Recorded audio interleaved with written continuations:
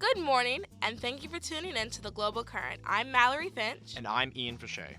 Today in news, the Taliban expands territory in Afghanistan. European Union makes deal to repatriate Afghan refugees. And an update on the Colombian-FARC peace deal. In analysis, Burundi votes to leave the International Criminal Court. And Saudi Arabia's involvement in the bombing campaigns in Yemen. Then, Zanele Nyafa brings us an interview with cybersecurity expert Robert Knake. And now, Jacob Abel reports on the Taliban's territorial expansions in Afghanistan.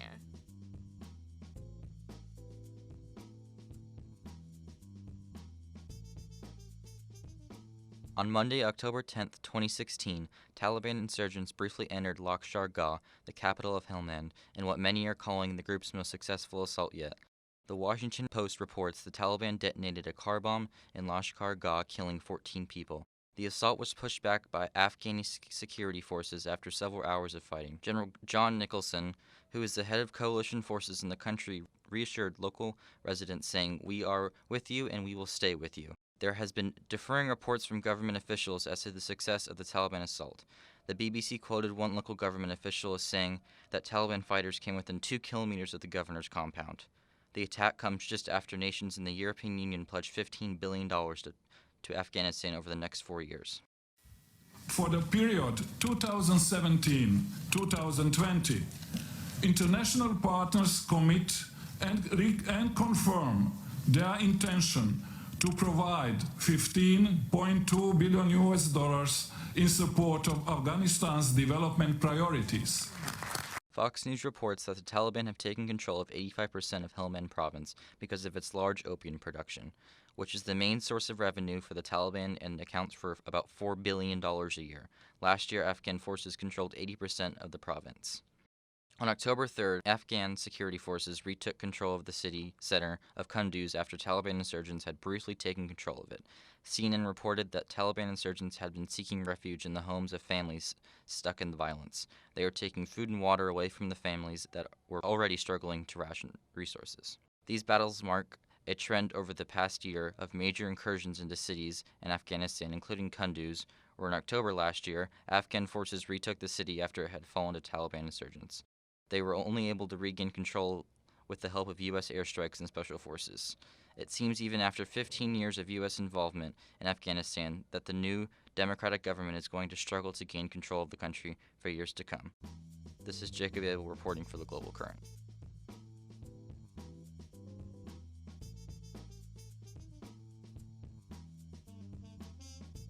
Up next, Lindsay Cole brings us a report on the European Union's plan to repatriate Afghan refugees.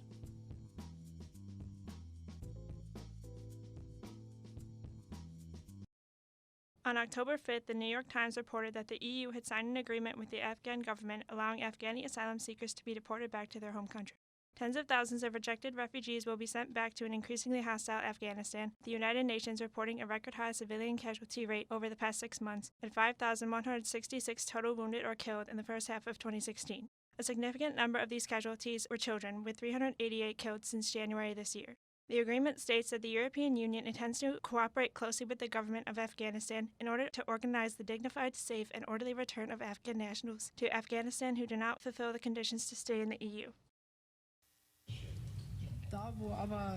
If it's a question of a particular group of refugees hoping for a better life, and I know that for many, of course, this is a great hope, that's understandable, but it does not entitle them to asylum or a residence permit.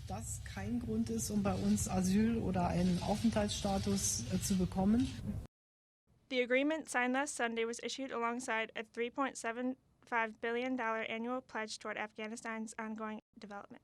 Despite the pledge for aid, territory continues to be taken over by the Taliban. This week, insurgents took another government district in the Helmand province, leaving the Taliban with the most land it has had since the U.S. invasion in 2001. Among the rising number of insurgents, the concern for civilian way of life increases. Children are left without education or adequate living conditions.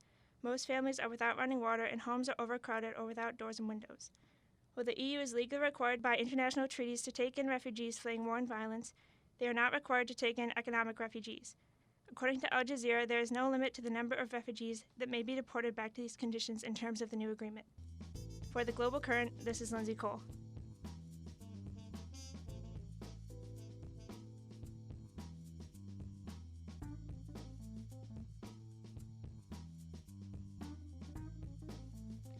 Next this morning, Alexander Gray reports on the rejected peace agreement in Colombia.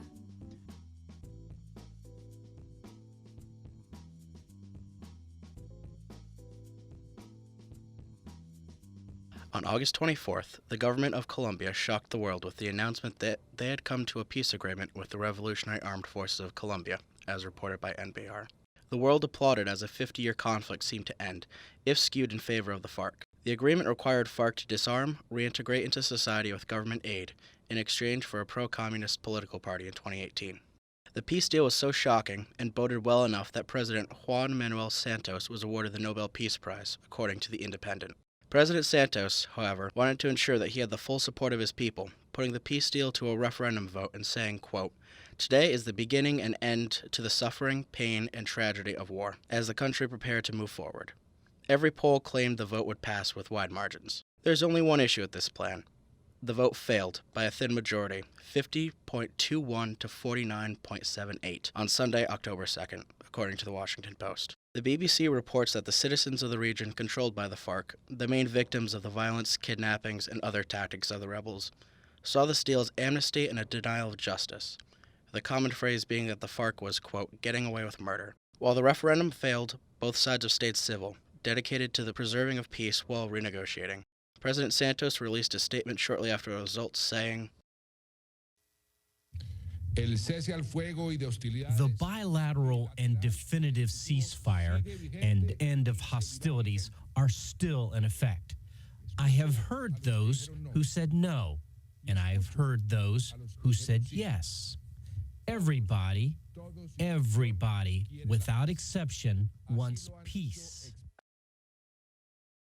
The FARC also stated that they are committed to the ceasefire and shall willingly return to discussions to negotiate the terms of peace. Moreover, the FARC have started to make public apologies to those most affected by their violence. Al Jazeera reports that, at the site of a 2002 church bombing, FARC leader Rodrigo Londono openly admitted guilt and asked the crowd for forgiveness so that the country could finally heal. As the two sides return to Havana to reopen negotiations, speculation has swirled as to what to expect from the next deal, with some in Colombia calling for reparations to victims and others calling for a peace and reconciliation committee akin to that formed at the end of apartheid in South Africa, according to CNN. Either way, the world waits to see the next stage in bringing peace to Colombia. This is Alexander Gray reporting for the Global Current.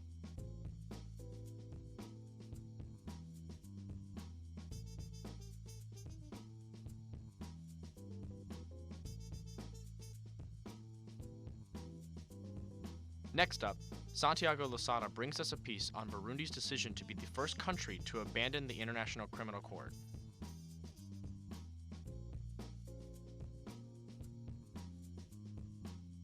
On October 12th, the lower house of Burundi's parliament overwhelmingly voted to withdraw from the International Criminal Court. The move comes as shock primarily because no country has ever withdrawn from the ICC. According to Al Jazeera News, 94 out of 110 legislators voted in favor of leaving, 2 voted against, and 14 abstained. In conjunction with the lower body, the Senate confirmed this decision. It now awaits formal passage with the signature of President Pierre Nkurunziza. This controversial attempt by Burundi to withdraw from the primary international judiciary organization comes at a time when many African countries are growing more frustrated with the ICC. More and more African nations are starting to resent the organization because they believe it disproportionately accuses African leaders of human rights charges relative to leaders of Western countries. Reuters reports that pro-government Burundian lawmaker Gabriel Nitisezerana believes that the court is a political tool used by powers to remove whoever they want from power on the African continent. Burundi's decision to leave the ICC raises a lot of attention. If it were to succeed in leaving the Rome Statute, many fear that this action would open the gates for other countries to run away from an institution that is already seen as deeply troubled. The Daily Nation says that many, like the African countries, think that the ICC is a joke because it is simply another way for Europe to maintain an upper hand over other nations. Others argue that the ICC does not practice real justice because there is no chance that people from the powerful member states which fund the organization could ever face trial at the court. Since many important international players like the United States, have not ratified the Rome Statute and therefore are not parties to the ICC, It also questions the credibility of the organization because the majority of the world's population is not subject to its rules. The decision also escalates the dispute with the international community over the current political and human rights situation in Burundi. The Guardian reports that ever since President Nkurunziza made a decision to pursue a third term, which many deemed as a violation of the Arusha Power-Sharing Accords of 2000, the East African country has experienced more than a year of violence, street protests, disappearances, and assassinations. Al Jazeera notes that under this precarious third term, Nkurunziza government has also focused on censorship of the free press, shutting down many independently operated radio stations. One journalist said, "This is a sign that the government is turning its back on the free press. Throughout most of the country, there are now only media that were created by the ruling party." Further, throughout this period, more than 260,000 people have also fled the country, which, if it continues, could create a new refugee crisis on the African continent. From the Netherlands, the ICC announced that it is currently conducting a preliminary investigation into the violence in Burundi to determine whether the organization should press further. The New York Times shared a comment from Fadi El Abdallah, an ICC spokesperson, that the court has not received any official information about the possible withdrawal of Burundi or of any state for that matter. In addition, the Secretary General, acting as depository of instruments to the Rome Statute, stated, Obviously, if a letter were received, it would be regrettable. But I think it's also important to note that according to the provisions of the Rome Statute, such a decision would become effective 1 year after notification. And state parties that decide to withdraw are still obligated to cooperate with any criminal investigations or proceedings that were commenced before the effective date of the withdrawal. Africa's anger toward the ICC began to rise after the court indicted Kenyan President Uhuru Kenyatta on charges of crimes against humanity persecuted during the 2007 post-election violence in which more than 1,000 people died. Now with Burundi's case, some African countries have already threatened to withdraw from the Rome Statute, the treaty that created the ICC, because in the 6 ongoing cases, only Africans have been formally charged, although investigations have begun in other parts of the world. Reporting for the Global Current, this is Santiago Lozada. And now, Jack LaForge analyzes Saudi Arabia's involvement in aggressive bombing campaigns in Yemen.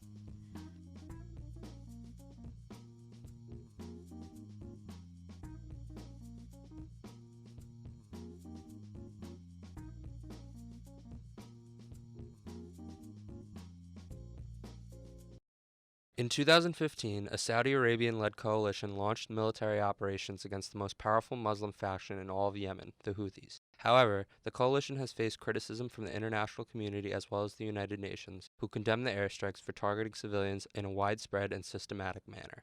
The Houthis gained control of much of the northern part of Yemen as well as the capital in a period of harsh turmoil, even forcing the Yemeni president to go into hiding. It is critical to note that the Houthis are a Shia minority in a majority Sunni nation, and this difference has sparked unrest with their country as well as with their neighbors, the primarily Sunni country of Saudi Arabia. The most recent airstrike to gain international outrage occurred this past Saturday, when a bomb struck a crowded funeral in the capital city of Sana'a, killing 140 people. According to the New York Times, family members gathered to pay their respects to a family patriarch. When interviewed by the Times, an attendee of the funeral said, "We did not think the Saudis would be so vile to attack a funeral."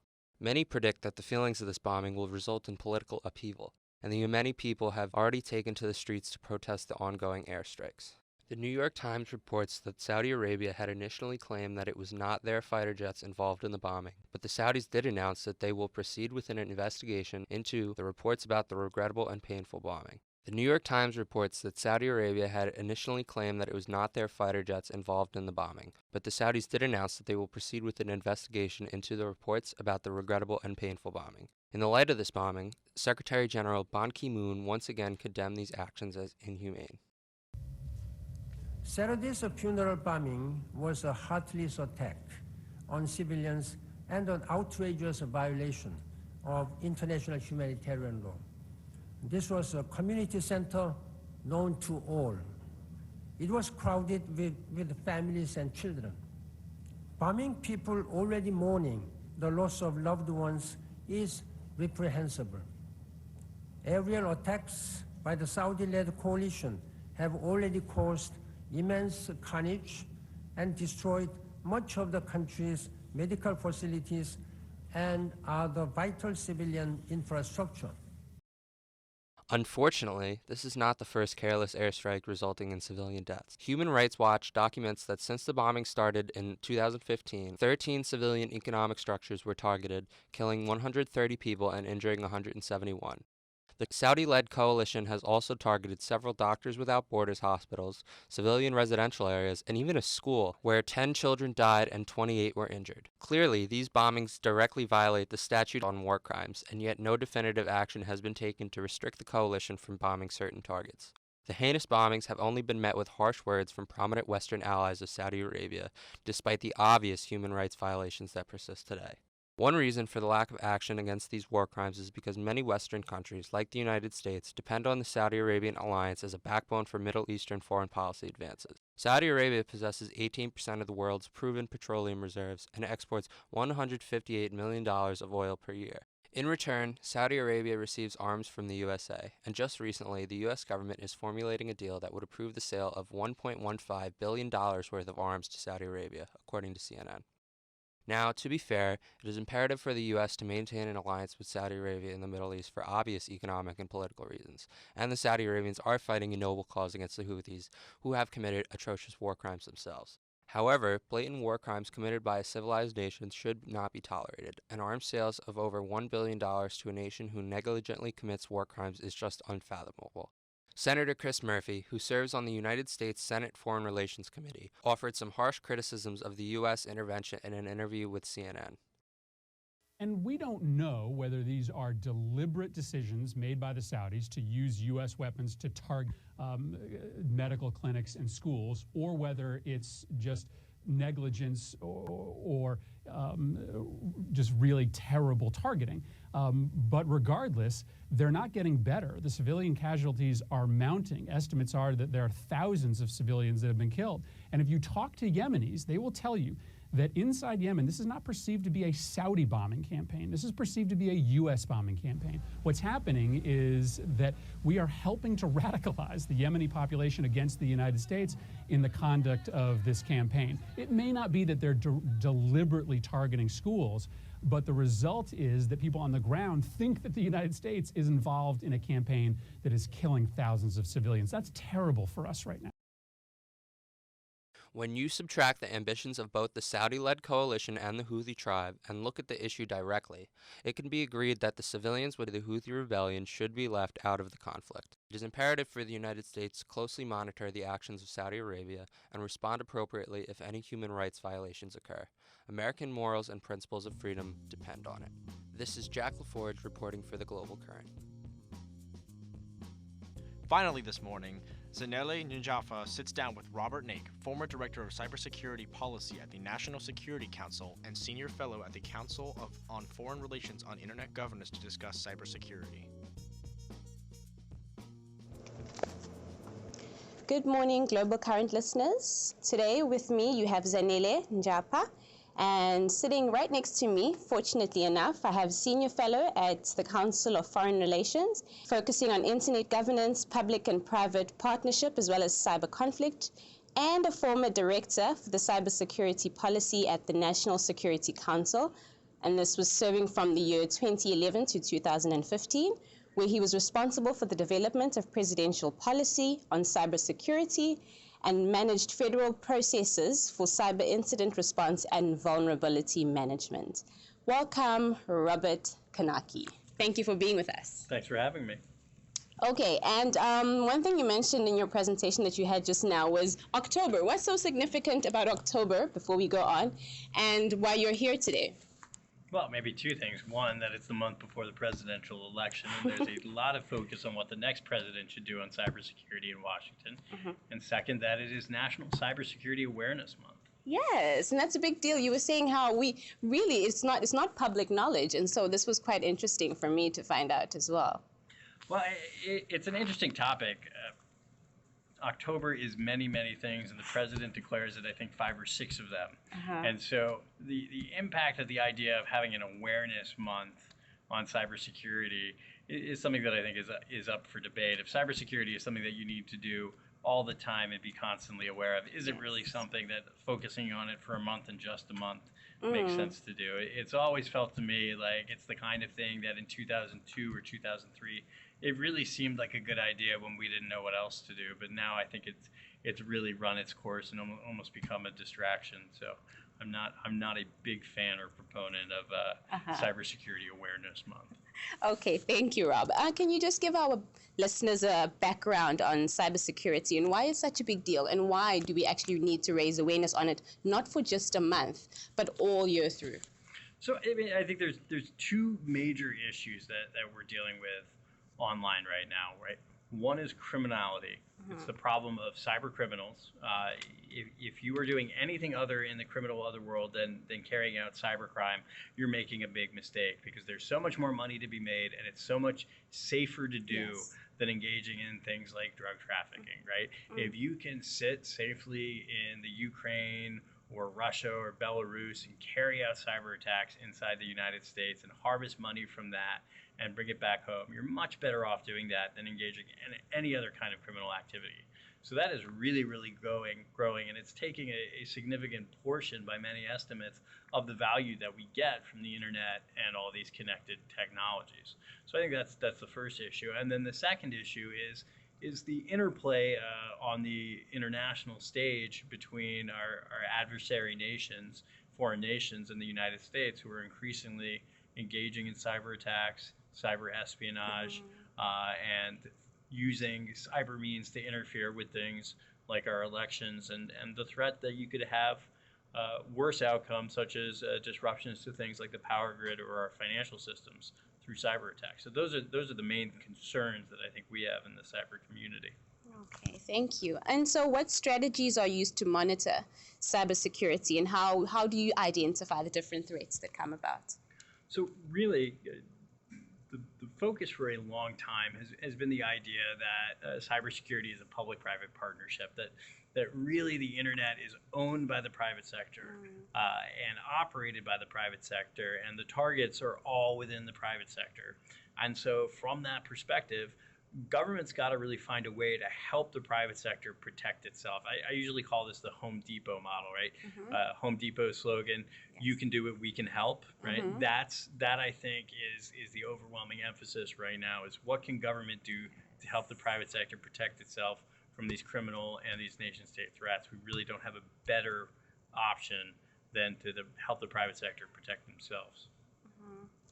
Okay, and with now the info sharing era that we're in, and the internet is so easily accessible and open to manipulation by each and every individual all the time, all day, every day, how would restrictions affect the growth and the use of the internet looking into the future? Well, I think you've hit on the main reason that we haven't focused on more punitive or prescriptive attempts to address this problem, right? Is that what you don't want to do if you're a cyber policymaker is come up with solutions that are worse than the actual problem. You don't want to do things that are going to cause more harm, that are going to reduce the value we get out of the internet more than these bad things like cybercrime and nation-state actors attacks. And so I think from that perspective, it is a very tricky balance to figure out what can you do to improve security that won't hurt user experiences, that will keep people doing the things on the internet. I think a big fear right now is that cybercrime may be starting to make people wary of carrying out activity online. What we've mostly seen is that when attacks happen, say when a bank loses all your credit card information, for a very short period of time, you think twice about doing things on the internet. For a small period of time, let's say after Target was hacked, you didn't want to shop at Target because you didn't trust them. Yes. Thus far, all that rebounds fairly quickly. You think for a while, I'm not going to use the internet, and then you say, you know what, I need to. It's so convenient. I'm going to move forward. And so we haven't seen any kind of backing off thus far on a long-term basis. But the concern is if these attacks keep happening, if they get worse, if the harm becomes real, we will see people choosing not to do things online. We will see companies choosing not to put data online, not to make services available. And I think that could be a real risk for the digital economy. Okay, and two themes that are coming up there are liberty, privacy, and surveillance. Before you spoke about the balance of the freedom and the security. Do you think we could ever really find a balance, an equal balance between the two? Well, I think that to a large extent, the idea that we need to find a balance between, say, freedom and security or privacy and security isn't really accurate. I think a lot of the time, if what you want is privacy, you need to have good cybersecurity. Otherwise, your data ends up out online. Otherwise, you end up exposed. Otherwise, what you were doing, your private email conversations are going to be made public, right? We're seeing this now on a very large scale in the context of the election, where hackers, some of which have been tied to Russia, have targeted the private emails of people who were involved in the Clinton campaign. And so I think from that perspective, you've really got to think about security as something that is going to be reinforcing, not harming cybersecurity. I certainly think there are cases that are mostly along the edge where you might have a risk that by scanning contents of communications on the internet, you could make those exposed to an agency or an organization that you wouldn't want to have exposed to that information. But I think we can manage those risks in the specific circumstance and in general by the way we engage in cybersecurity. I don't actually think it's an impediment. And the best things that you can do for cybersecurity increase your privacy. Using encrypted communications is the number one, cheapest, easiest way to improve your security online. It will also enhance your privacy and protect those communications. Thank you. My next question is about international mechanisms for solving this problem. Is there perhaps a country that has developed a particular model that the US can look from or adapt theirs to? Is what's really going on in the international sector with regards to cybersecurity?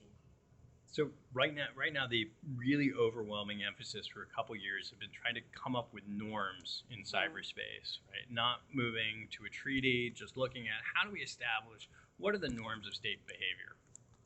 And the US's approach has been to say, this isn't really a new problem. All the mechanisms, all the rules that we've developed for state behavior in the real world, we can apply in cyberspace. We don't need to rethink them, and we don't want to rethink them because it took us a couple centuries of interstate conflict to come up with these rules. So let's just apply them in cyberspace. And I think that approach is starting to take hold. And it's been brought down to some specific levels where you say, okay, states, you would not interfere with the operation of another country's power grid in peacetime 2 decades ago. You won't do it now through cyber. The fact that cyber has been created and the electric grid's been connected to the internet doesn't fundamentally change that. So that's been the big approach. I think where we're moving is a recognition right now that beyond just norms, we're going to need institutions and mechanisms to handle these issues, to handle things like criminal cases that cross state boundaries, state borders, right? Right now, if you are a criminal prosecutor in France, you're investigating a crime in France, you probably need digital evidence that's held in the United States. And the mechanisms for getting that evidence from the United States are built for a different century. And so figuring out how we handle that problem and what mechanisms we need to handle that problem, I think is likely gonna be the challenge that the next president is gonna have to deal with. Okay, and then lastly, because we don't want to keep you here forever, just some advice for our listeners. You spoke earlier about encryptions. What are the different ways and the measures that they can put in place just as individuals? I know you spoke about how the public sector as well as the government have a role to play. But I feel like, to some extent, there is hopefully something that we as individuals can do. And so what are measures that we can take? So the biggest thing I always emphasize is to turn on two-factor authentication anywhere it's offered. And so what that means is right now, if you were just using a username and a password to log in to your bank account or to log in to your email service provider or log into Twitter, you want to use a second factor as well.